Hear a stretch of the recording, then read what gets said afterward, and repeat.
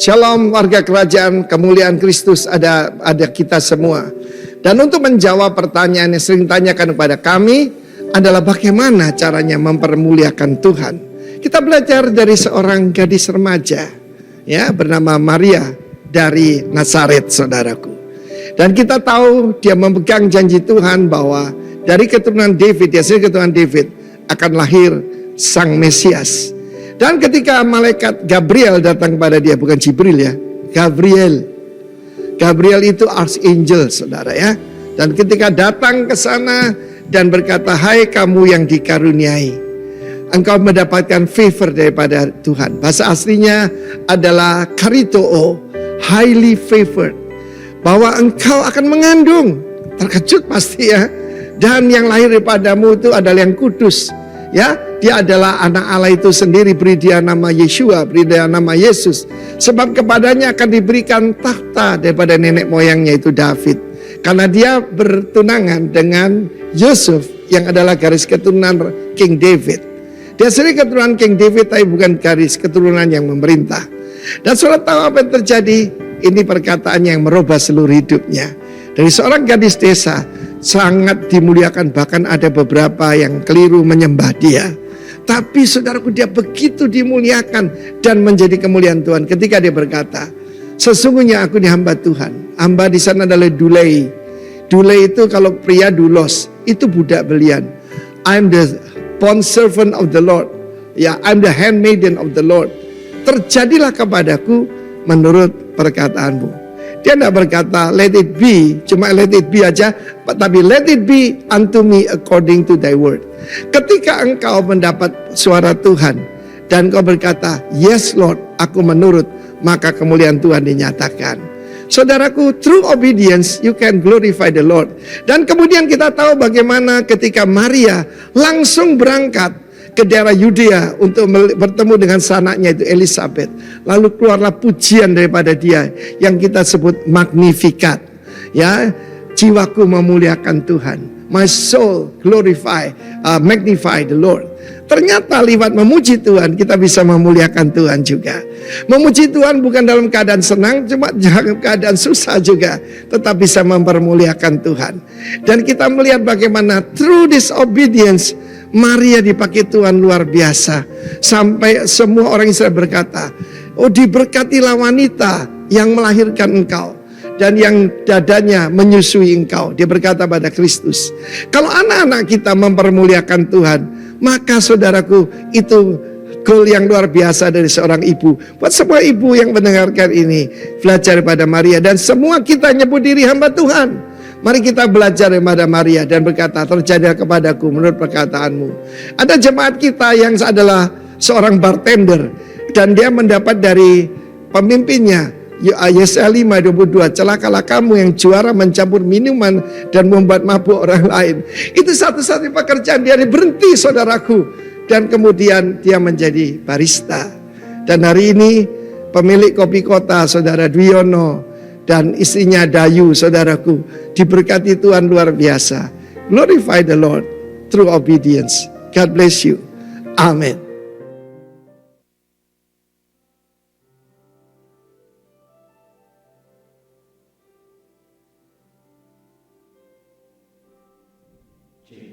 Shalom Bapak Ibu semuanya.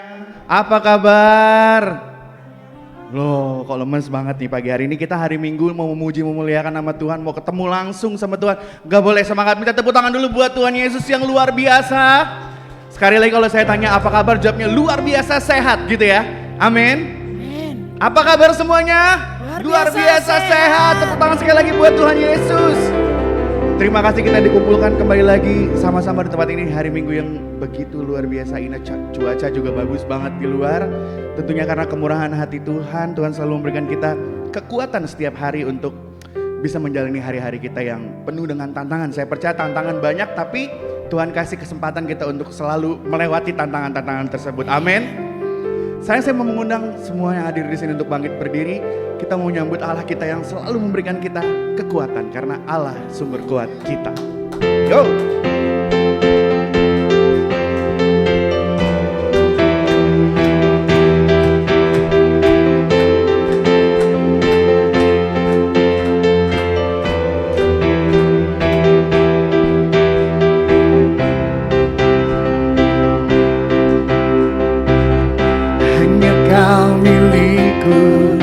di surga. Tiada yang ku ingini di bumi, hanya Kau. Katakan, tak ku andalkan kekuatanku, tak ku andalkan kekuatanku.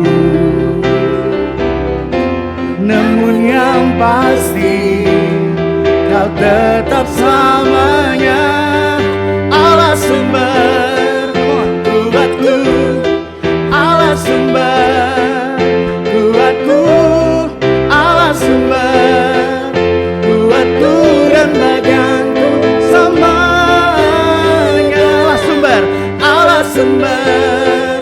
kuatku, Allah sumber kuatku, Allah sumber kuatku dan bagianku selamanya, selamanya.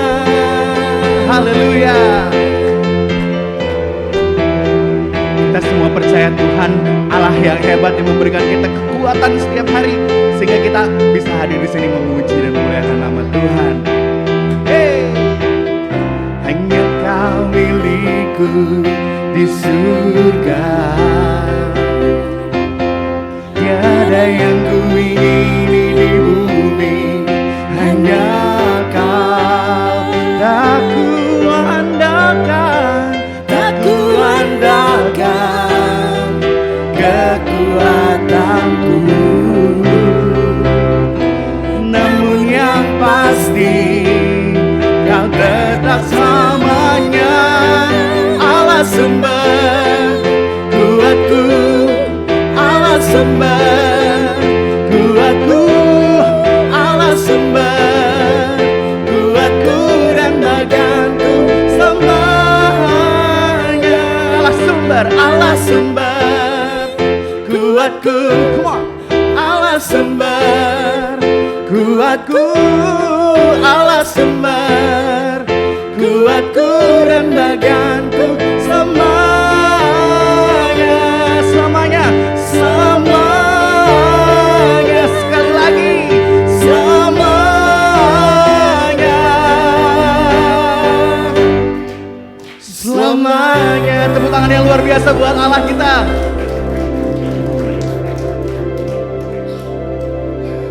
Anda dipersilakan duduk kembali. Wow, selamat pagi menjelang siang kepada Anda semua. Gimana keadaan Anda hari ini? Luar biasa dan dingin, sedikit dingin. Kayaknya nanti sebentar lagi udah akan lebih hangat ya kayaknya ya. Jadi cuacanya menjebak saudara. Selamat pagi, senang sekali bertemu dengan Anda. Kalau Anda bergabung dengan kita di online, saya tadi barusan dapat message ada keluarga Rudy dan Fang Fang yang dari Delaware bergabung di online. Welcome to our online service. Glad that you are joining us. Dan buat teman-teman yang lain yang bergabung juga. Nah, kalau Anda baru pertama kali hadir di tempat ini, nama saya Rosid. Saya dipercayakan menjadi gembala dan pastor dari Gereja Rock yang ada di kota Philadelphia ini, saudara. Hari ini saya punya banyak sekali kabar baik, saudara. Biasa Anda kan suka ditanya, do you want a bad news first or good news first? Kamu mau berita buruk dulu atau berita baik dulu? Hari ini saya nggak punya berita buruk, saudara. Semuanya berita baik. Jadi Anda tinggal pilih aja mau yang mana. Yang pertama, kedua, ketiga, semuanya berita baik. Berita baik yang pertama, saudara, minggu depan kita akan ada daylight saving. Jadi Anda dapat tidur 1 jam ekstra. Haleluya. Berita baik nomor 2, November tanggal 20, November 20 berarti 3 minggu dari sekarang, kita akan mengadakan sesuatu yang berbeda. Hari Minggu biasanya kita punya 2 ibadah, kita akan gabungkan semuanya. We're gonna have one big party. Kita akan mempunyai satu perayaan yang besar, saudara. Karena di hari yang sama, kita akan mengadakan baptisan. Itu juga hari terakhir kita mengumpulkan kotak sepatu. Jadi buat Anda yang belum ambil box, Anda pastikan Anda ambil box, biar punya waktu cukup untuk belanja. Terus satu lagi apa ya, kok saya tiba-tiba baptisan, sama ulang tahun baby Sebastian, saudara. Jadi ulang tahunnya Hansel dan Ella yang anaknya umur 1 tahun, mereka akan bawa makanan, gereja juga akan menyediakan makanan. Jadi one big party, kita akan merayakan hari yang begitu luar biasa, saudara. Kita mau bikin ini sebagai apa ya? Sebagai kebiasaan. Mau 1 orang yang dibaptis, mau 10 orang yang dibaptis, surga kita tahu bahwa 1 jiwa diselamatkan, surga bersorak-sorai. Amin, saudara. Jadi akan ada baptisan, paling enggak sudah ada 2 orang yang mendatangi saya dan berkata bahwa mereka mau dibaptis. Jadi buat Anda yang belum pernah dibaptis, Anda boleh silakan untuk menghubungi saya setelah ibadah. Saya akan tulis nama Anda dan mungkin minggu depan saya akan berikan Anda paket di mana ada pemberitahuan mesti bawa apa aja dan sebagainya. Jadi sekali lagi, it's gonna be one big celebration, satu perayaan yang besar, akan penuh dengan sukacita, saudara. Ada sekali lagi baptisan, koleksi sepatu dan makan-makan, udah gitu pasti ada musik, ada pesan singkat dan sebagainya. Lalu berita baik nomor 3, saudara. Ini sesuatu yang sangat luar biasa, saudara. Kemarin ini semua terjadi begitu cepat, jadi kalau ada orang yang belum kita sempat update, saya minta maaf, bukan berarti kita enggak menghargai pendapat Anda dan sebagainya, karena sekali lagi semuanya berjalan dengan cepat. Dan mungkin saya ingin bersaksi sedikit bahwa kita dipercayakan oleh Tuhan untuk bisa pindah ke gedung yang baru. Saya punya fotonya kalau boleh ditampilkan. Ini adalah gedung baru kita yang akan kita sewa, bukan kita beli. Kita sewa di lantai 2, saudara. Kalau buat Anda yang familiar dengan daerah South Philadelphia, ini ada di Broad dan Porter. Ya kan, besar tempatnya itu 2 kali lipat dari tempat ini sekitar katanya 2.000 square feet, itu 4.000 square feet, tapi harganya enggak 2 kali lipat, cuma beda sedikit dari apa yang kita bayar, saudara, dari tempat ini. Jadi kita sangat bersyukur sekali. Sekali lagi saya cerita, semuanya terjadi begitu cepat. Di awal minggu saya melihat banner, itu ada banner merah sekecil gitu, saudara, disewakan. Waktu saya telepon, pemiliknya bilang, oh kita sudah ada orang yang akan membuat keputusan besok, dia bilang. Itu hari Selasa tuh. Oh, saya bilang, oh ya udah besok saya telepon lagi ya, kalau misalnya dia buat keputusan apa, kalau orang itu nggak jadi berarti kita mau lihat. Saya belum pernah lihat tempatnya, saudara. Tapi nggak tahu kenapa saya menghubungi teman-teman, saya punya beberapa teman yang kerja di laundry bawahnya, itu adalah pemilik laundry, itu adalah pemilik gedung itu, saudara. Salah satunya namanya Civenti. Saya bilang, Civenti, tolong ya kasih good reference, kasih kata-kata yang baik tentang kita. Nggak taunya Civenti itu diseriusin, saudara. Dia hubungi pemiliknya, bilang bahwa ada teman saya mau jadiin itu gereja. Akhirnya ternyata ada beberapa orang yang minat dan tertarik, mereka disuruh tunggu, saudara. Akhirnya kita disuruh buat keputusan. Nah, dalam hari-hari, dalam minggu kemarin tuh saya bawa teman-teman saya seperti Daniel dan Monica yang biasa suka negosiasi sama landlord, sama pemilik bisnis, karena mereka punya bisnis kan, kafenya di Center City dan sebagainya. Terus mereka bantu lihat tempatnya dan semuanya oke. Terus kita juga meeting dadakan beberapa pemimpin dan kita bicarakan dan semuanya oke. Dan singkat cerita, saudara, kemarin kita udah tanda tangan list dan kita sudah punya kuncinya, saudara. Ya kan, amin. Tuhan baik, saudara. Jadi terus berdoa untuk proses kepindahannya, juga semua biaya yang yang dibutuhkan supaya Tuhan cukupkan, saudara. Jadi kita sewa ini November dan Desember itu gratis karena mereka kasih waktu buat kita untuk renovasi. Memang perlu direnovasi sedikit, saudara. Perlu direnovasi sedikit, mudah-mudahan biayanya nggak membengkak. Jadi rencananya mungkin kalau semua berjalan sesuai dengan apa yang kita rencanakan, mungkin awal tahun juga pas kita akan masuk ke dalam gedung itu. Jadi akhir Januari itu biasa anniversary kita. Jadi mungkin anniversary yang ke-11 kita bisa sudah ada di sana, saudara. Jadi sekali lagi bantu doa, saudara. Nanti sebentar lagi kita juga akan umumkan kepada Anda apa yang Anda bisa bantu, baik doa, terus tenaga, atau Anda bisa membantu dalam soal biaya. Kita akan membuat khusus campaign atau untuk kingdom builder, saudara. Jadi buat Anda yang berpartisipasi atau kontribusi untuk proses pemindahan itu, kita akan alokasikan dananya khusus kepada kategori kingdom builder supaya kita bisa gunakan untuk renovasi itu, saudara. Jadi kalau misalnya buat Anda yang memberikan persembahan Anda secara online, waktu Anda pencet, kan biasa di online itu ada pilihan mau untuk perpuluhan atau untuk misi atau untuk persembahan. Nah, sudah ditambahkan, saudara. Di situ ada kategori kingdom builder.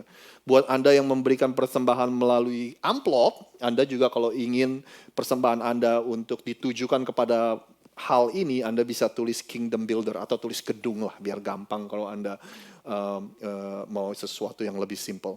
Jadi terus doakan, saudara, semua prosesnya.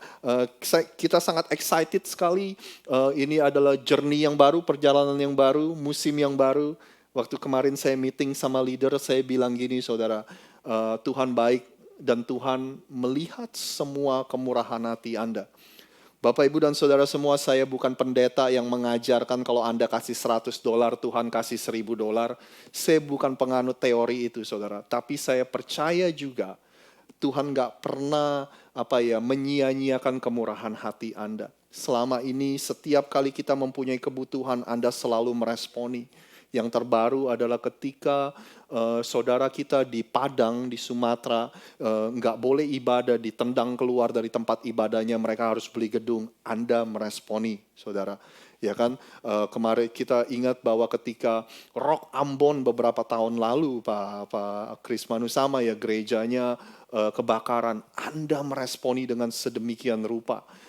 Saya ingat waktu itu kita mengumpulkan hampir $5.000, saudara, dan kita berhasil mengirimkannya untuk membantu pembangunan itu. Jadi saya rasa Tuhan nggak akan menyia-nyiakan, Tuhan nggak pernah melupakan kemurahan hati Anda. Mungkin ini saatnya Tuhan mereward, memberikan upah kepada gereja kita. Jadi sekali lagi, dan yang pasti kalau kita sampai pindah, saya ingin mengajak Anda yang belum berpartisipasi dalam melayani, tentunya kita akan membutuhkan banyak sekali pelayan-pelayan Tuhan untuk bisa melayani orang yang datang dengan baik, saudara, sehingga mereka bisa mengenal Tuhan. Jadi we are so excited about the new season and the new journey yang Tuhan sudah siapkan.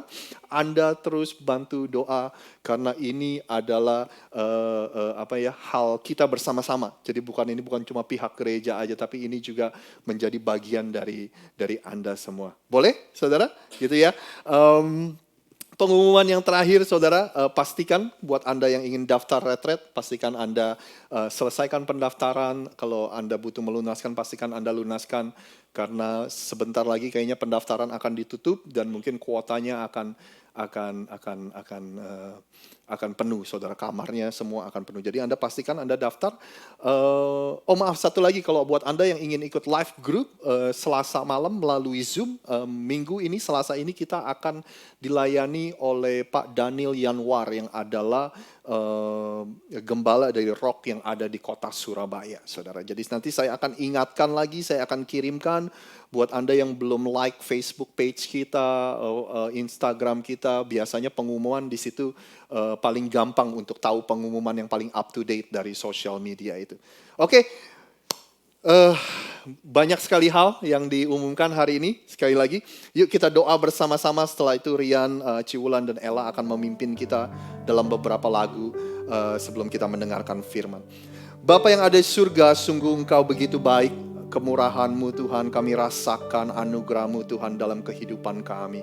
Terima kasih Tuhan, kami percaya segala sesuatu berasal daripada Engkau, untuk Engkau Tuhan. Semuanya hanya untuk kemuliaan nama-Mu Tuhan. Dalam musim yang baru ini ke depan, Tuhan juga akan sertai kami. Kami percaya penyertaan Tuhan sempurna dalam kehidupan kami. Kami dedikasikan ibadah kami Tuhan hanya untuk hormat dan kemuliaan nama-Mu. Kami berdoa juga untuk setiap orang yang memberi, yang memberikan kontribusinya untuk pekerjaan Tuhan di tempat ini Tuhan. Engkau berkati, Engkau lihat hati dan pemberian setiap dari mereka. Terima kasih, hanya di dalam nama Tuhan Yesus kami sudah berdoa. Yang percaya sama-sama katakan amin. Boleh gak saya undang Anda semua untuk bangkit berdiri sekali lagi, kita akan berdoa.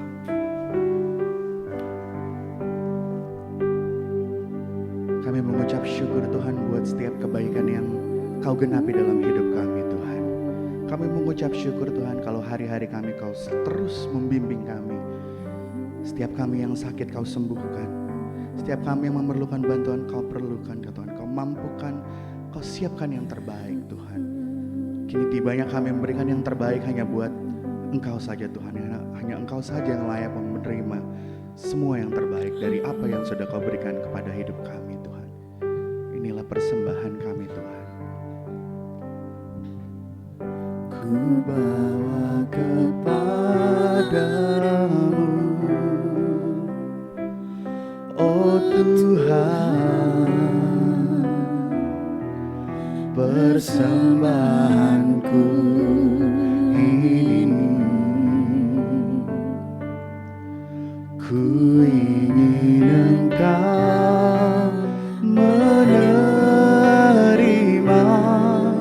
korban syukurku melalui pujian. Mari kita mengangkat tangan kita. Takkan pernah ku bawa selain yang terbaik, yang harum dan sejati di hadapan tatamu. Yesusku, terimalah korban syukurku ini yang mengalir di hatiku sebagai penyembahanku.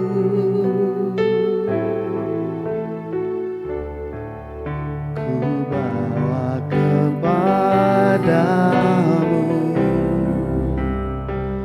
oh Tuhan, persembahan kami, persembahanku ini. Ku ingin Engkau menerima korban syukurku melalui pujian.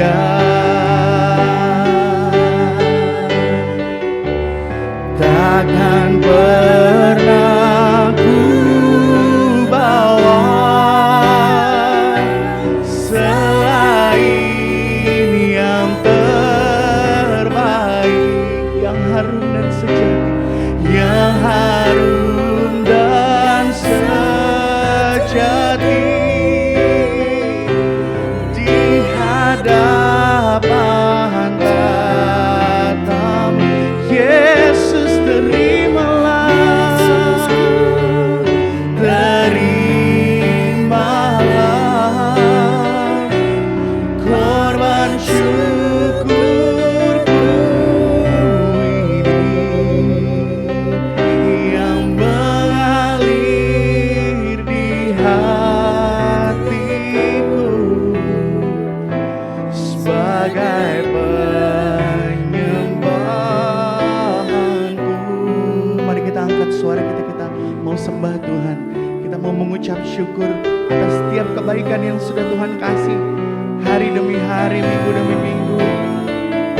Sebab Kau baik, bersyukur Tuhan. Sebab Kau baik, bersyukur Bapa. Haleluya, haleluya. Oh, Engkau baik, teramat baik. Kau Allah yang setia, setia menolong kami Bapa. Oh,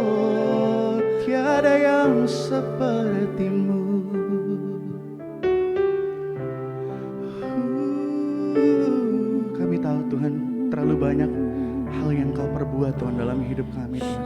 Sehingga kadang kami malu Tuhan kalau kami tidak bersyukur Tuhan. Sehingga kadang kami merasa selalu rindu Tuhan. Karena kebaikan-Mu yang begitu istimewa buat hidup kami Tuhan. Karena kebaikan-Mu yang begitu luar biasa buat hidup kami Bapa.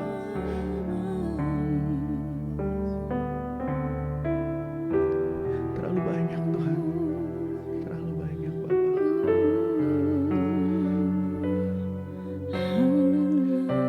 Terima kasih Tuhan Yesus. Terima kasih.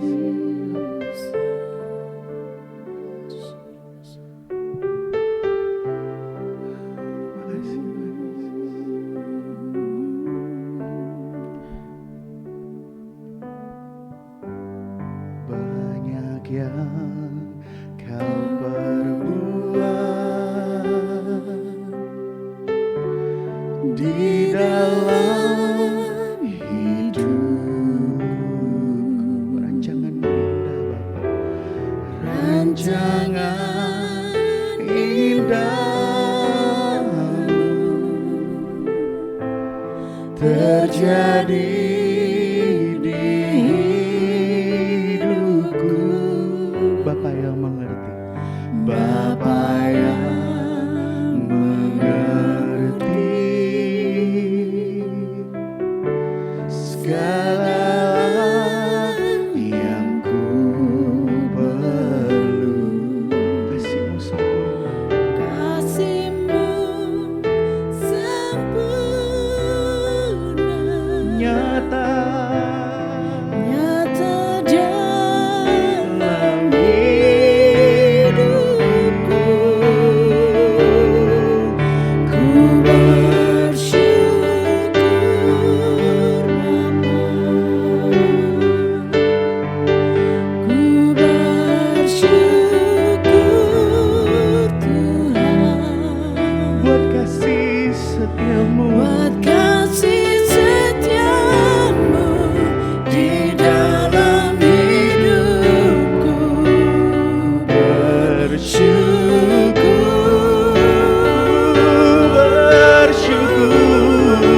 Ku bersyukur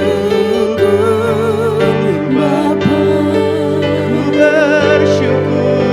Ku bersyukur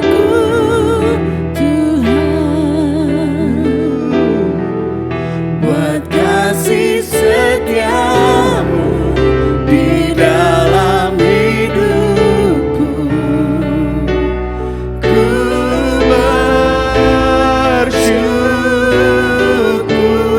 bersyukur Tuhan. Oh, ku bersyukur, ku bersyukur,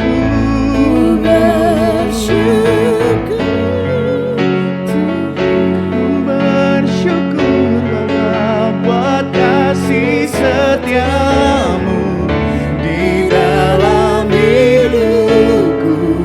Ku bersyukur. Mari kita naikkan syukur kita.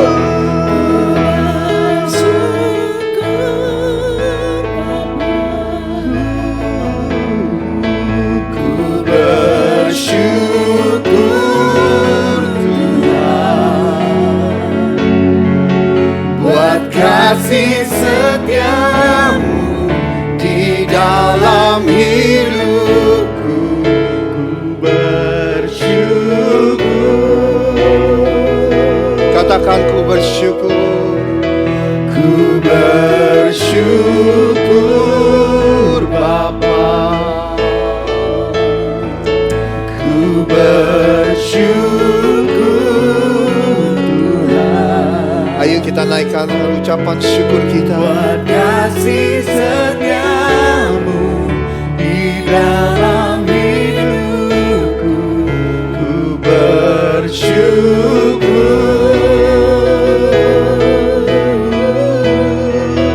Ku bersyukur Bapa. Ku bersyukur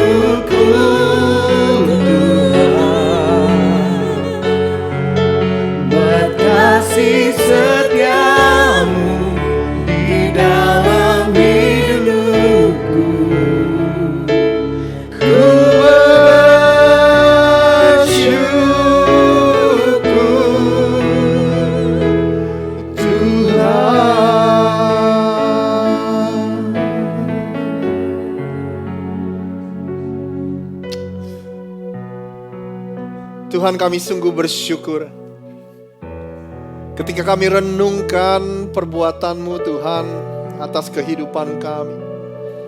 Ketika kami renungkan kebaikan yang Tuhan sudah lakukan dalam kehidupan kami. Kasih karunia dan anugerah yang Tuhan sudah berikan. Tidak ada satu pun Tuhan yang kami bisa lakukan untuk membalas semuanya itu. Yang kami ingin lakukan, kami ingin menggunakan hidup kami, satu-satunya pemberian dari Tuhan ini, untuk selalu membawa hormat dan kemuliaan bagi nama-Mu Tuhan. Ketika orang melihat kehidupan kami, mereka tahu bahwa kami berbeda sebab ada Kristus dalam hidup kami.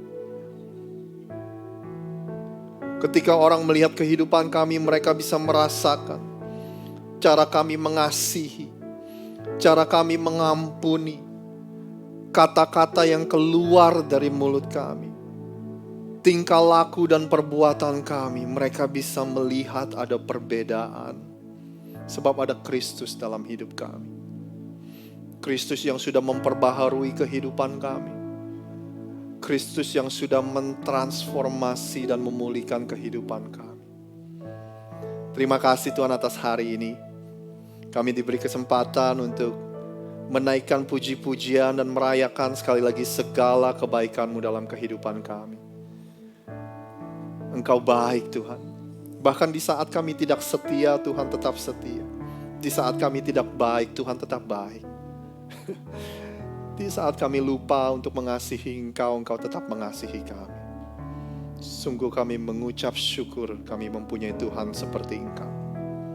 Tuhan, dalam beberapa menit ke depan, Tuhan, kami minta supaya Engkau berbicara kepada setiap kami. Kami ingin buka hati kami ingin punya hati yang menerima. Sehingga benih firman Tuhan yang ditaburkan pada hari ini bisa jatuh ke dalam tanah hati kami yang subur. Dan benih itu akan berakar kuat. Dan benih itu akan bertumbuh dan berbuah. Dan buah kehidupan kami bisa dinikmati oleh orang-orang di sekeliling kami. Terpuji nama-Mu Tuhan. Kami berdoa pada saat ini Tuhan, kalau ada di antara kami yang kehilangan semangat hidup atau kehilangan pengharapan, di dalam nama Tuhan Yesus, kuasa-Mu bekerja di tengah-tengah kami Tuhan. Berikan pengharapan yang baru dan semangat hidup yang baru. Kalau ada di antara kami yang lelah, letih, lesu, jiwa kami lelah Tuhan, di dalam nama Tuhan Yesus, come awake, oh my soul. Bangunlah hai jiwaku. Kau bangkitkan Tuhan. Kau berikan semangat yang baru. Kalau ada di antara kami juga yang sedang mengalami sakit penyakit, atau anggota keluarga kami sedang bergumul dengan sakit penyakit, di dalam nama Tuhan Yesus, jamah kehidupan kami semua. Kuasa kesembuhan-Mu terjadi atas kehidupan kami. Terima kasih ya Tuhan, terima kasih. Berbicara kepada setiap kami hanya di dalam satu nama, yaitu nama Tuhan kami Yesus Kristus. Kami naikkan semua permohonan doa kami. Yang percaya sama-sama katakan amin. Anda dipersilakan duduk kembali.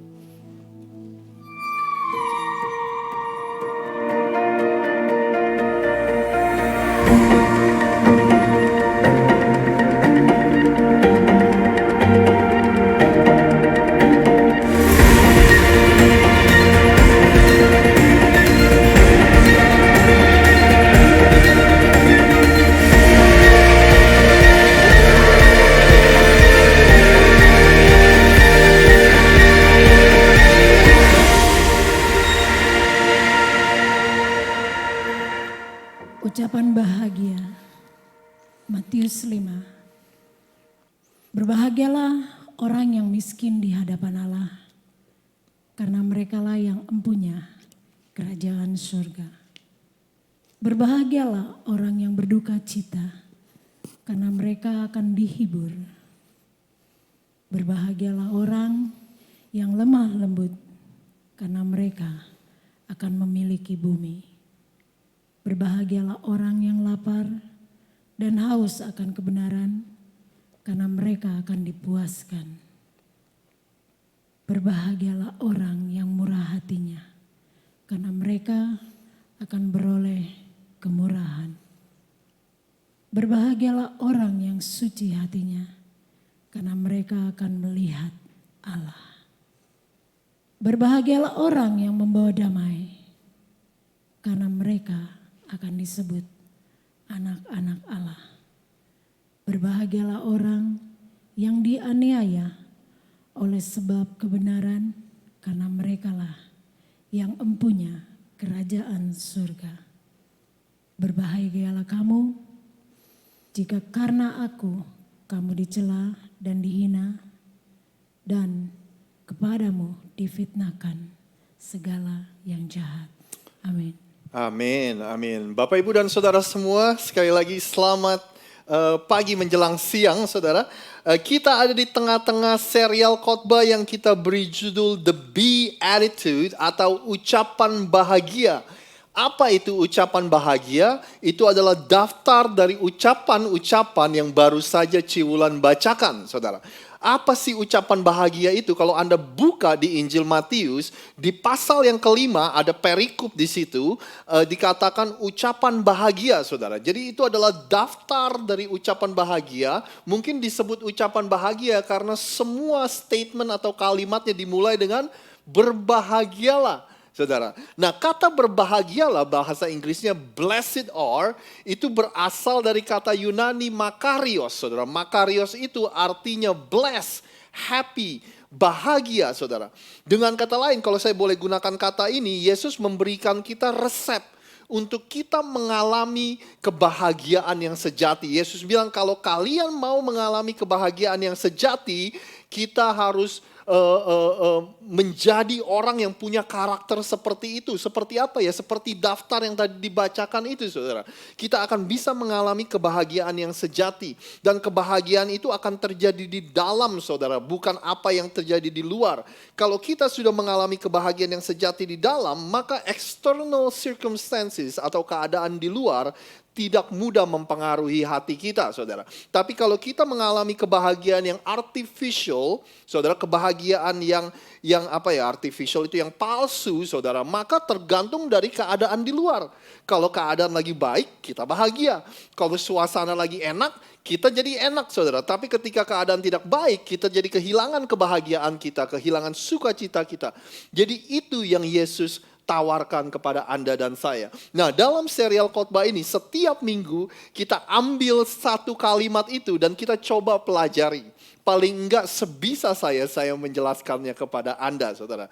Jadi suatu hari nanti kalau Anda ingin mempelajarinya lagi, Anda tinggal ke YouTube channel kita Rock Philadelphia, Anda bisa menemukan khotbah-khotbah kita dari minggu-minggu sebelumnya. Saudara, ini I believe minggu yang kelima kalau saya nggak salah, Saudara, atau minggu yang keenam, I lost track.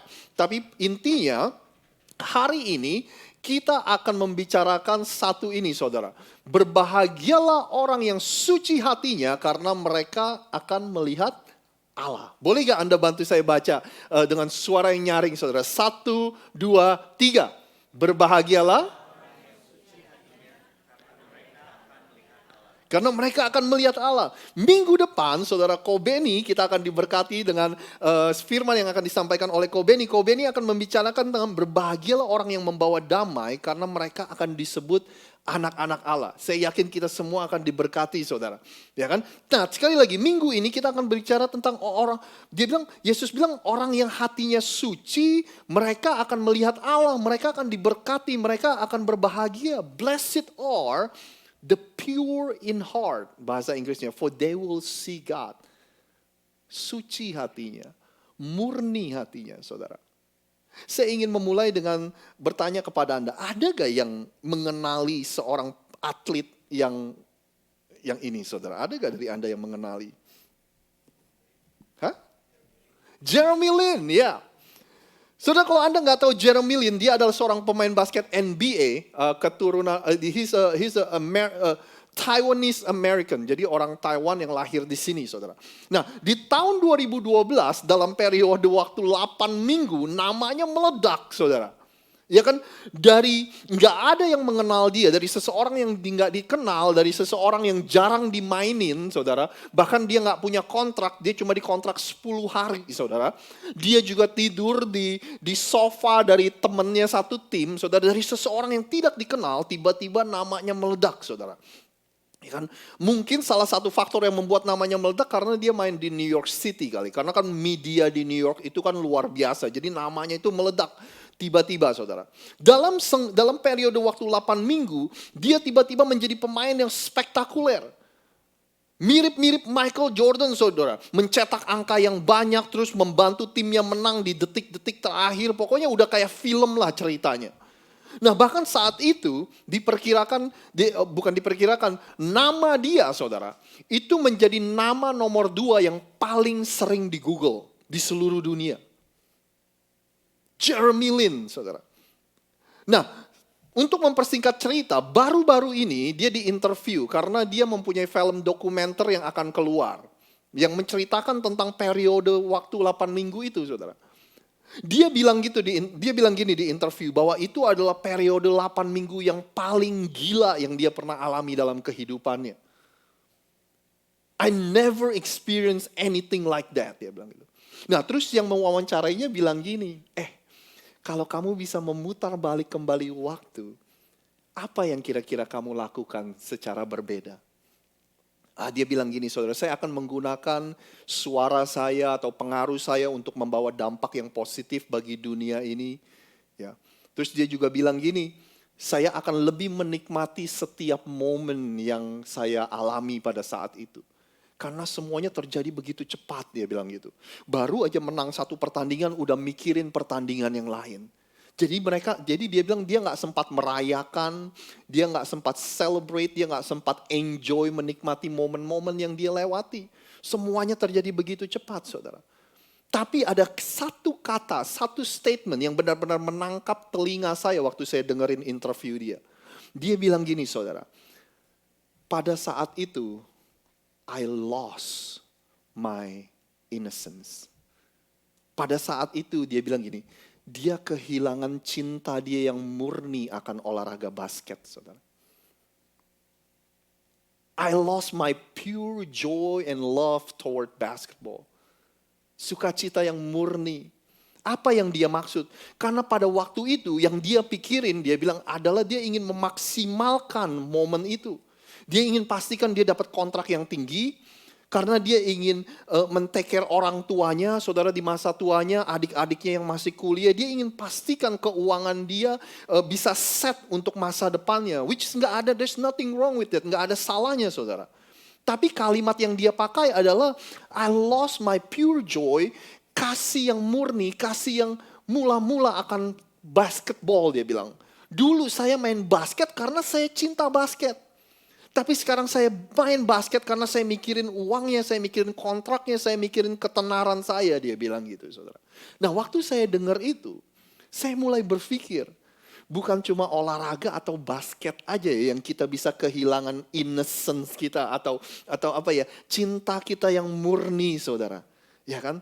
Tapi iman kita, perjalanan kita mengikuti Yesus juga berpotensi, kita juga berpotensi untuk kehilangan kasih yang murni, yang tulus, yang kita pernah miliki, saudara.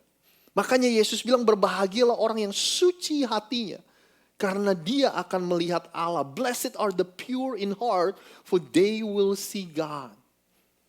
Suatu hari, para orang tua nih, bawa anak-anaknya untuk bertemu Yesus. Saya bacakan ceritanya, saudara. Maka datanglah orang-orang membawa anak-anak yang kecil kepada Yesus. Supaya Yesus menjamah mereka. Supaya Yesus mendoakan mereka, tumpang tangan atas mereka. Ya kan? Melihat itu, murid-muridnya memarahi orang-orang itu. Ngapain di sini? Jangan ganggu Yesus, jangan ganggu guru kami. Ini anak-anak ngapain sih? Ya kan? Nah, tetapi Yesus memanggil mereka dan berkata, biarkanlah anak-anak itu datang kepadaku, jangan kamu menghalang-halangi mereka, sebab saudara, Orang-orang yang seperti itulah yang punyanya kerajaan surga. Orang-orang yang seperti apa? Orang-orang yang seperti anak-anak ini maksud Yesus.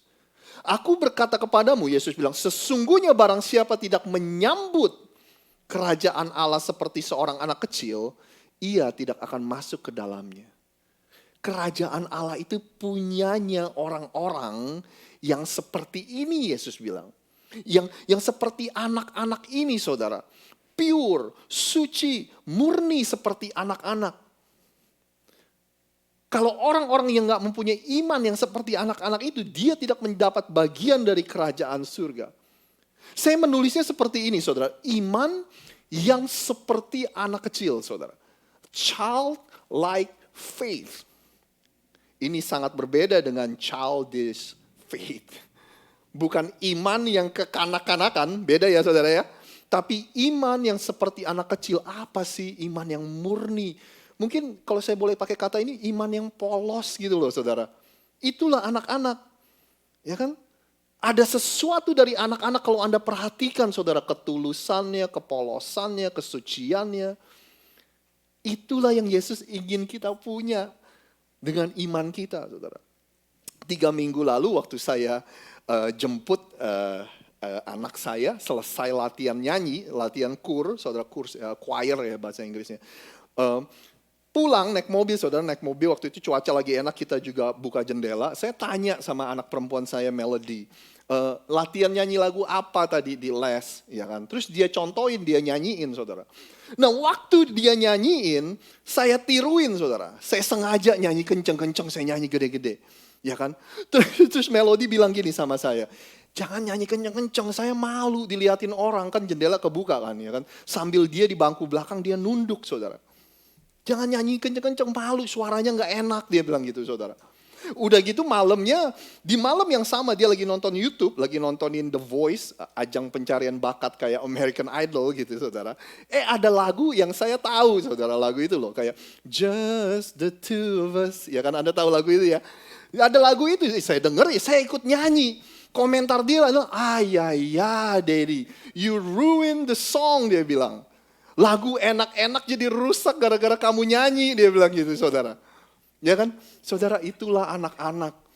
Ya kan, dia gak bermaksud menyakiti hati kita. Kalau gak enak ya dia bilang gak enak saudara. Ya kan, dia gak bermaksud apa-apa, tulus saudara. Nah inilah maksud saya menceritakan ini kepada Anda. Saya ingin mengajak Anda semua saudara. Untuk kita coba mikirin lagi yuk. Yuk kita nostalgia yuk sebentar, kita ingat-ingat dulu waktu kita pertama-tama kali mengenal Yesus saudara. Seperti apa ya waktu itu ya saudara. Pada waktu kita menyadari betapa kasihnya itu luar biasa atas kita. Begitu pertama kalinya kita menyadari betapa kalinya Tuhan itu menjamah kehidupan kami. Kita merasakan kasihnya yang supernatural saudara. Kita merasakan kasih karunia dan anugerahnya yang begitu luar biasa. Rasanya apa pada waktu itu saudara? Iya kan? Yuk kita nengok sebentar ke masa lalu. Anda ingat gak momen-momen itu? Sepertinya pada masa-masa itu, pada tahun-tahun itu, nothing else matter. Udahlah gak ada apa-apa. Pokoknya semuanya tentang Tuhan. Tuhan suruh apa juga, let's go. Doa, ayo. Puasa, ayo. Baca Alkitab, ayo. Oke. Memberi, oke. Melayani, oke, ayo. Gitu saudara. Pokoknya apapun lah, udah Tuhan lah. Saya gak punya motivasi apa-apa, saya gak punya agenda apa-apa. Semuanya berasal dari hati yang suci, saudara. Karena Tuhan menyelamatkan saya, udah sekarang hidupku menjadi milikmu Tuhan. Anda ingat gak momen-momen itu, saudara? Yang uniknya dan yang luar biasanya, pada momen-momen itu adalah saat di mana-mana rasanya tuh kita satu frekuensi sama Tuhan. Benar ya saudara? Kita sensitif dengan suaranya. Kita sensitif dengan tuntunannya. Ya kan? Kita sepertinya Tuhan tuh deket banget sama kita saudara. Bahkan waktu itu kalau Anda dan saya doa saudara. Kita begitu percaya nih Tuhan lagi dengerin kita doa saudara. Dan Tuhan akan menjawab doa kita. Kenapa? Karena waktu itu kita lagi murni-murninya, lagi pure-purenya saudara. Benar-benar kasih yang murni, kasih yang suci. Pertanyaannya, ini pertanyaan yang saya sering tanyakan kepada diri saya juga, saudara. Kalau Anda nggak bertanya ini, wah berarti Anda luar biasa. Kalau saya sering bertanya ini. What happened? Itu pertanyaannya, saudara. Apa yang terjadi dengan semua itu? Kalau saya boleh meminjam kata-kata Jeremy Lin, what happened? We lost our innocence. Kita kehilangan itu loh, hati kita yang murni, yang polos, saudara, ya kan? Mungkin nggak semuanya salah Anda juga sih, ya kan? Life just got busy. Mungkin Anda ya kesibukan mengambil alih kehidupan Anda, ya kan? Atau mungkin ya hidup ya sudah jadi lebih nyaman lah sekarang, saudara. Benar gak, saudara? Dulu, ya kan? We have nothing to lose. Kita nggak punya apa-apa, makanya kita nggak takut kehilangan apa-apa. Atau mungkin dulu Anda dan saya waktu kita datang sama Tuhan, itu setelah kita kehilangan segala-galanya dalam kehidupan kita, saudara. Jadi waktu kita datang sama Tuhan, ya we have nothing to lose, ya God, whatever God. Saya lakukan apapun yang saya lakukan, karena memang kita nggak punya apa-apa dan we have nothing to lose, saudara. Makanya kita berani seperti itu.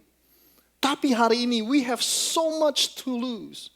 Kita memiliki banyak hal dalam kehidupan kita dan kita takut kehilangan semuanya itu. What happened, saudara? Hari-hari ini kalkulasi kita, hitung-hitungan kita kenceng kalau dalam soal memberi, saudara. Ya kan? Kalau dalam soal perjalanan iman kita, dalam soal waktu kita, dalam soal tenaga kita, saudara. Dulu sih 10% sih ya kecil lah, pendapatan kita masih kecil. Tapi kalau 10% yang sekarang, cicilan mobil lumayan 10% dari pendapatan saya yang sekarang. Lama-lama kita jadi luar biasa. We become very analytical. Jadi apa ya, saudara ya? Jadi orang yang hebat menganalisa, saudara. Iya kan? Coba mana ayatnya? Mana? Itu kan perjanjian lama, ini perjanjian baru. Ya kan? Atau kita ganti-ganti, kita bikin konsep sendiri. Ya mungkin ya saya, konsep apa? Perpuluhan. Ya saya perpuluhan dengan waktu saya lah. Saya perpuluhan dengan tenaga saya lah. Ya kan? Oh kalau saya sih, cara saya memberi ya, kalau gereja lagi butuh meja, ya saya kasihnya meja. Saya sukanya kasih melalui barang aja gitu, saudara. Kita jadi pintar menganalisa, saudara. Ya kan?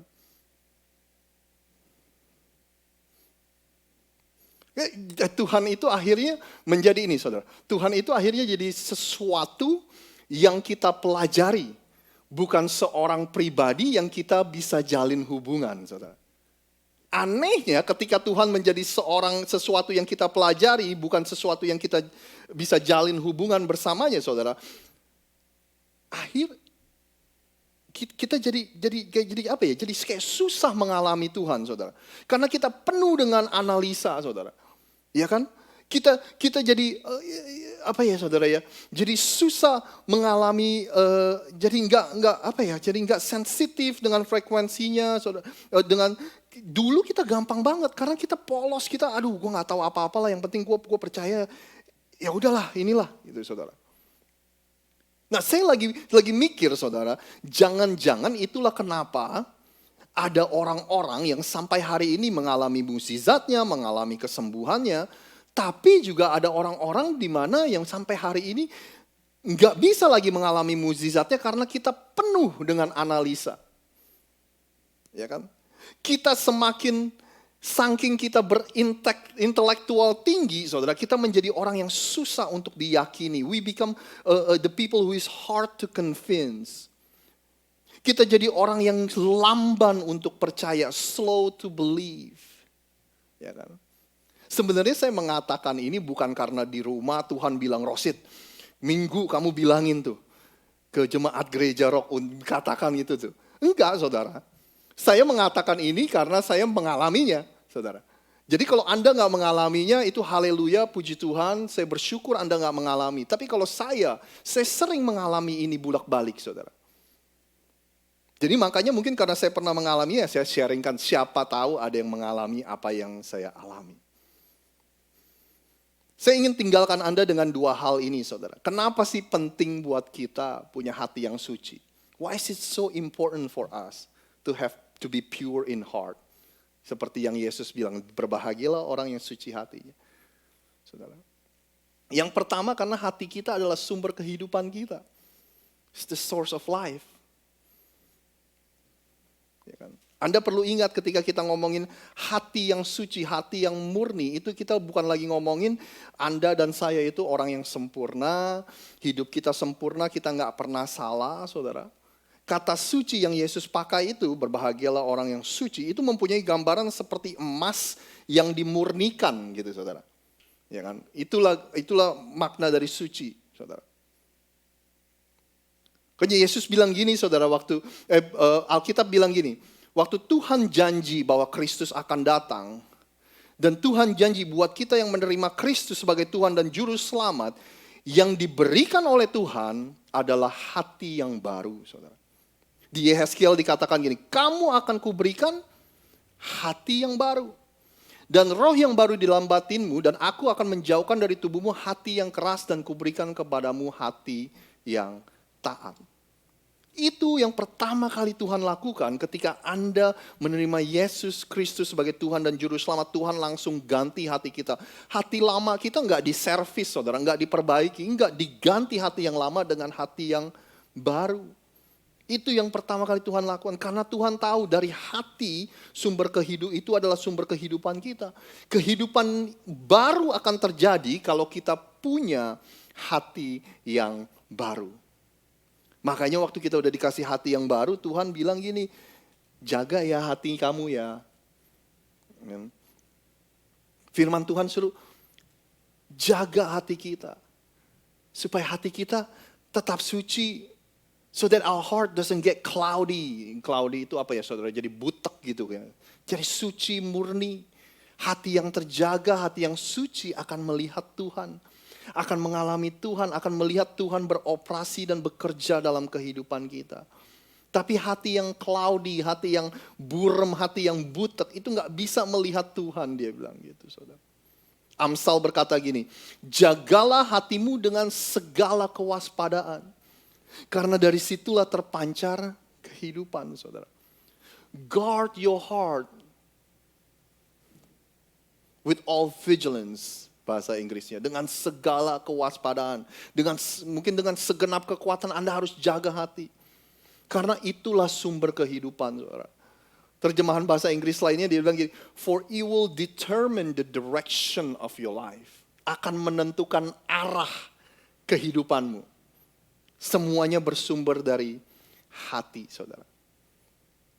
Ada sebuah desa di mana orang-orangnya itu air minumnya itu mereka ambil dari sungai yang lewat dari desa mereka, yang melewati desa mereka itu, saudara. Jadi mereka ambil air minum dari situ. Suatu hari orang-orang pada sakit, saudara. Bahkan ada yang meninggal. Ya kan, mereka cari-cari tahu penyebabnya, ternyata mereka mulai menyadari jangan-jangan ini penyebabnya adalah air yang mereka minum. Lalu mereka mencoba untuk mengolah air tersebut, lalu mencoba untuk melakukan banyak hal dari air tersebut. Tapi nggak nolong, saudara. Orang-orang tetap sakit, saudara. Nah, singkat cerita, akhirnya mereka menemukan penyebabnya. Ternyata di atas sana, tempat di mana aliran yang air yang akan lewat itu, saudara. Di atas sana ada sapi mati, saudara. Bangkai sapi, saudara. Yang stuck, yang mampet. Jadi dengan kata lain, semua air yang lewat ke desa itu harus melewati bangkai tersebut. Pantesan orang-orang sakit. Nah, waktu bangkai tersebut di-remove atau dipindahkan, all of a sudden the water is okay again. Airnya menjadi baik lagi, saudara. Nah, saya lagi mikir, saudara. Jangan-jangan ada banyak dari kita mencari solusi di luaran dari permasalahan kehidupan kita. Tapi ternyata sumbernya adalah apa yang terjadi di dalam hati kita, saudara. Karena itu adalah sumber kehidupan kita. Suatu hari kan Yesus dikritik. Para pemimpin agama, para pemuka agama, saya nggak tahu sih kenapa para pemuka agama itu dari zaman Yesus sampai sekarang hobinya mengkritik ya saudara ya. Yesus sama murid-muridnya dikritik, kok kalian makan nggak cuci tangan dulu? Buat kita kan hari ini kalau cuci tangan supaya kita nggak sakit perut saudara, supaya kita nggak buang-buang air, ya kan. Buat mereka, cuci tangan itu adalah bagian dari ritual agama mereka, saudara. Cuci tangan dulu. Ya kan? Lalu Yesus ketika dikritik, Yesus meresponinya gini. Dia bilang, yang menajiskan manusia bukan karena tangannya kotor, tetapi karena hatinya kotor. Yesus bilang gini, karena dari hati timbul segala pikiran jahat, pembunuhan, perzinahan, percabulan, pencurian, sumpah palsu, dan hujat. Itu semua datangnya berasal dari hati. Itulah yang menajiskan orang, Yesus bilang. Tetapi makan dengan tangan yang tidak dibasuh, tidak menajiskan orang. Semua hal yang terjadi dalam kehidupan kita, itu dimulai dari sumbernya, saudara. Hati kita. Ya kan? Makanya hati yang suci itu, hati yang polos, hati yang murni itu penting banget di mata Tuhan. Ya kan? Tuhan tahu dan Tuhan mau supaya kita jaga hati kita dengan baik-baik. Karena itu akan menentukan arah kehidupan kita. Yang kedua, yang terakhir saudara. Kenapa penting untuk kita menjaga hati kita supaya suci? Yang pertama tadi kan karena hati kita sumber kehidupan. Yang kedua ini saudara, hati yang suci mempersiapkan hidup kita untuk dipakai oleh Tuhan. Di 2 Timotius pasal yang kedua dikatakan, jika seorang menyucikan dirinya dari hal-hal yang jahat, ia akan menjadi perabot rumah untuk maksud yang mulia. Ia dikuduskan, dipandang layak untuk dipakai tuannya, dan disediakan untuk setiap pekerjaan yang mulia. Saya bacain versi lainnya saudara, ini 2 Timotius 2 tapi versi terjemahan sederhana Indonesia. Demikian juga kamu, kalau kamu mengkhususkan dirimu hanya bagi Tuhan dengan cara menjaga hidupmu tetap apa saudara? Tetap murni, kamu akan menjadi seperti bejana istimewa yang bersih dan layak dipakai Tuhan untuk setiap pekerjaan baik saudara. Paulus bilang gini saudara, jaga ya kemurnian, kesucian hati kita. Karena nanti mau dipakai Tuhan kehidupan kamu. Jangan sampai hilang kesucian dan kepolosan iman kita yang seperti anak-anak kecil itu saudara. Karena Tuhan sedang mempersiapkan orang-orang yang suci hatinya untuk dipakai olehnya. Tuhan tidak hanya memakai orang yang bertalenta, yang punya banyak keterampilan atau skill saudara. Ya kan? Tapi Tuhan memakai orang yang hidupnya dan orang yang menjaga hatinya supaya tetap murni. Itulah yang Tuhan mau pakai. Cerita tentang bagaimana orang-orang Israel memilih raja mereka, saudara. Ya kan, waktu itu sebenarnya Israel nggak punya raja, tapi mereka ngiri dengan bangsa-bangsa lain. Mereka minta raja sama Tuhan. Akhirnya mereka dapatkan raja mereka yang pertama namanya raja siapa saudara? Raja Saul. Alkitab mendeskripsikan Saul itu seperti ini saudara. Orang ini ada anaknya laki-laki, maksudnya papanya saudara. Punya anak laki-laki namanya Saul. Seorang muda yang elok rupanya. Tidak ada seorang pun di antara orang Israel yang lebih elok daripadanya saudara. Dari bahu ke atas ia lebih tinggi daripada setiap orang sebangsanya. Dengan kata lain kalau soal tampang, kalau soal penampilan luar, udahlah Saul gak ada yang lawan saudara. Ini mukanya is king material. Ya kan, ini mukanya udah muka pas banget lah buat raja lah. Kalau dari tampang saudara. Tapi ternyata kita tahu dari kehidupannya, Saul bukan raja yang baik di mata Tuhan. Nah waktu Tuhan menyuruh nabinya Samuel untuk mencari raja yang kedua, Tuhan bilang Samuel suruh pergi ke rumah seseorang yang namanya Isai saudara. Nah waktu Samuel ke rumah Isai membawa 7 anak laki-lakinya keluar. Nah kira-kira mana nih yang akan menjadi raja kedua dari bangsa Israel? Mungkin saya mikir si nabi Tuhan ini Samuel ini nanya sama Isai, kamu punya anak berapa sih? Dia bilang, terutama anak laki-laki ya, kamu punya anak laki-laki berapa sih? 7, dia bilang gitu. Dibawa keluar semua, lalu diliatin satu-satu sama Samuel sambil dia berdoa, ini bukan ya Tuhan ya, ini bukan ya Tuhan ya, ini bukan ya Tuhan ya. Ya kan? Terus waktu dia lagi mencoba untuk memilih, Tuhan ingetin Samuel. Tuhan berfirmanlah kepada Samuel, janganlah pandang parasnya atau perawakan yang tinggi, sebab aku telah menolaknya. Bukan yang dilihat manusia yang dilihat Allah. Manusia melihat apa yang di depan mata, saudara. Tetapi Tuhan, Anda bantu saya, tetapi Tuhan melihat hati. Satu-satu dilihatin. Tuhan bilang bukan yang ini, bukan yang ini. Ini loh saudara yang ngeselin saudara. Masa Nabi Samuel harus nanya, yakin nih ini semua anak kamu? Terus Isai bilang, oh iya ada satu lagi. Yang paling kecil lagi jagain kambing sama domba, saudara. Kasihan banget gak sih, saudara? Ya kan? Waktu ditanya anak lu ada berapa? Ada 7. Sampai harus ditanya lagi ada berapa? Oh iya lupa ada satu lagi. Wah yang ini mah gak mungkin lah. Ya kan? Akhirnya Daud dipanggil.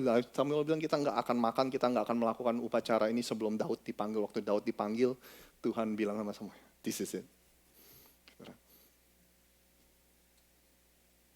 Dia akan menjadi gantikan Daud namanya saudara. Pertanyaan saya gini, kalau Tuhan tadi bilang dia melihat hati, hati itu penting buat Tuhan. Dan kalau sampai Daud terpilih, itu kira-kira kesimpulannya apa ya saudara?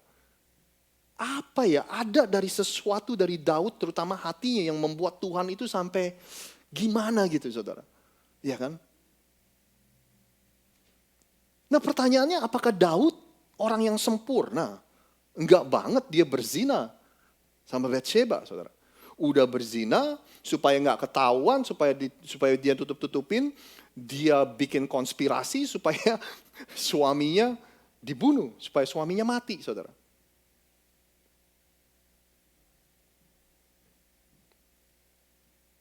Orang yang seperti itu yang Tuhan pilih, saudara. Orang yang seperti itu yang hatinya berkenan di mata Tuhan. Daud jauh banget dari sempurna. Tapi ini loh saudara kualitas yang dilihat oleh Tuhan. Waktu Daud ditegur dosanya, dia gak mengeraskan hatinya saudara. Dia bertobat saudara. Mungkin itulah yang Tuhan cari saudara. Hati yang soft, tender heart. Gak keras hati. Ditegur, bertobat. Dan bukan cuma bertobat aja, dia mau terus dimurnikan, dia mau terus diproses oleh Tuhan. Waktu dia sadar akan dosanya, dia bilang gini, kasihanilah aku ya Tuhan, menurut kasih setiamu.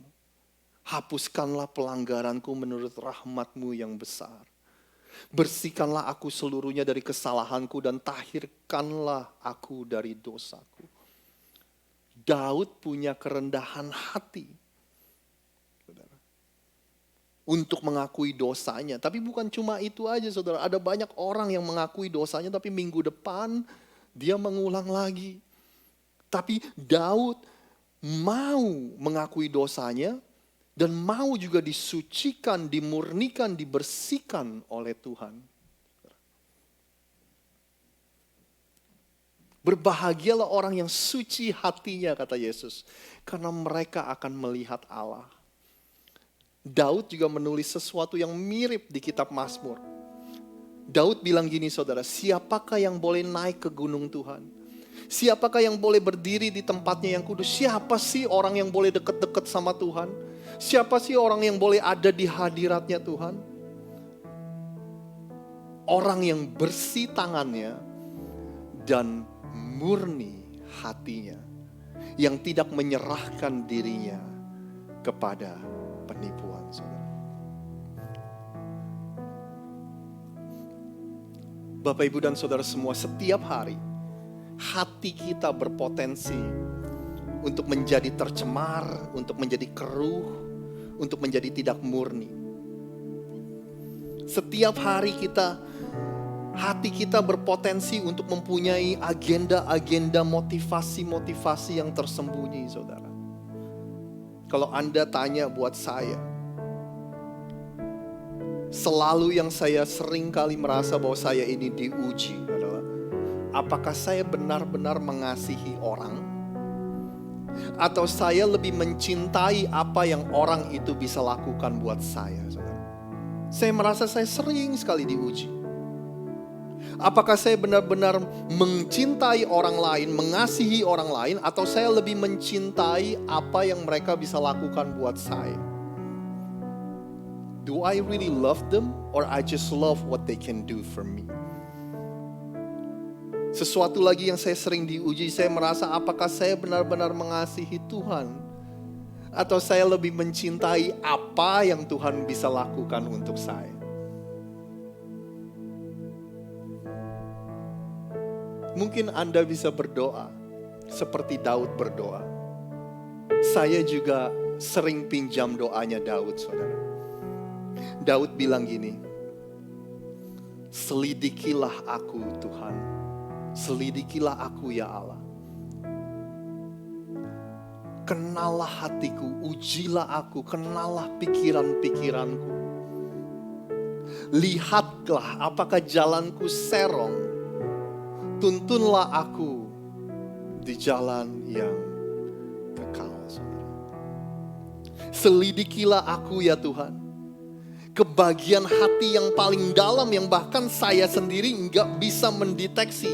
Hanya Tuhan yang bisa pergi ke sana, saudara, di hati saya yang terdalam. Selidikilah aku Tuhan. Selidikilah pikiranku yang terdalam. Dan saya berdoa supaya Tuhan mendapati hati yang murni. Anda mau tahu julukan dari Daud apa? A man after my own heart. Kata Tuhan. Daud itu orang yang hatinya itu mirip hatinya Tuhan. Saudara. Anda mau tahu doa saya? Tuhan bilang gini, itu orang-orang di gereja Rock Philadelphia. Mereka itu hatinya seperti hatinya Tuhan. Yang percaya katakan, amin. Anda dipersilakan bangkit berdiri. Kita akan tutup ibadah kita. Selidiki aku, Lihat hatiku, apakah ku sungguh mengasihi Yesus, Kau yang Maha Tahu, dan menilai hidupku. Tak ada yang tersembunyi bagimu.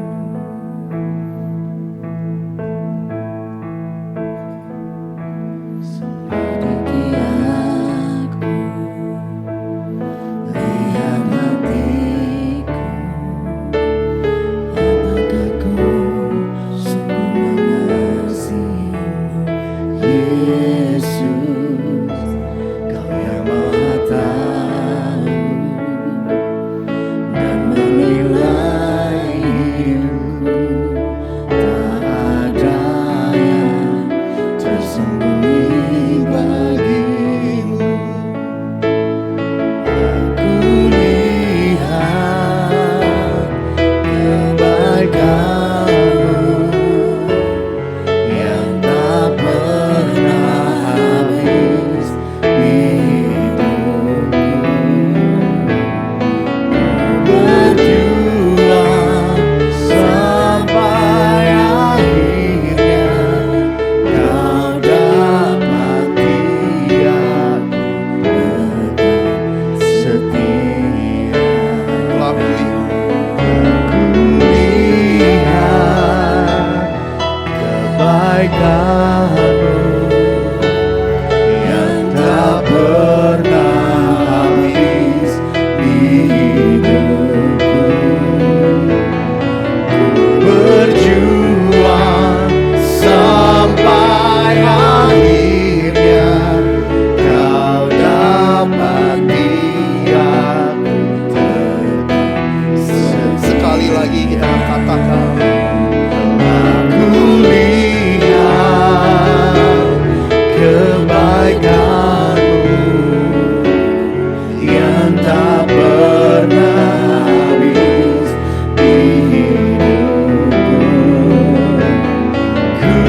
berjuang sampai akhirnya kau dapati aku tetap setia.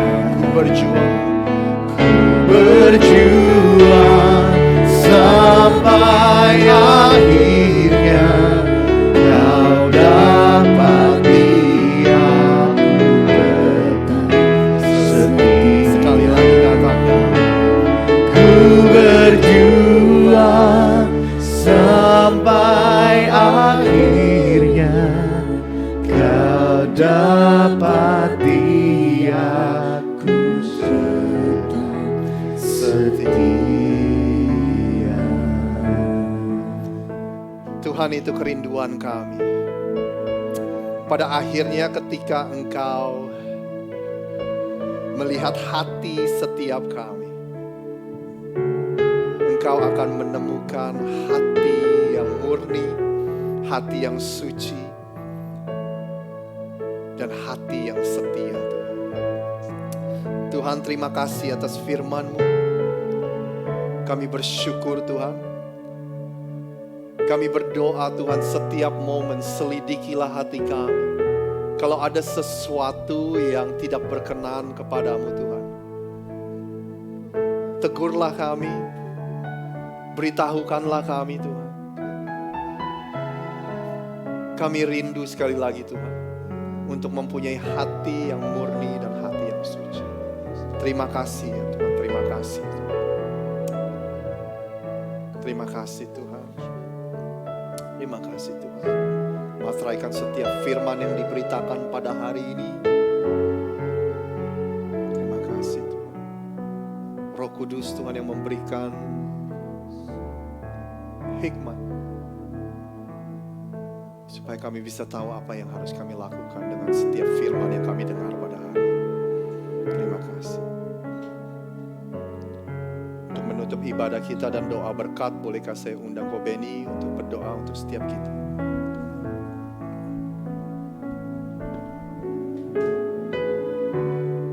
Terima kasih.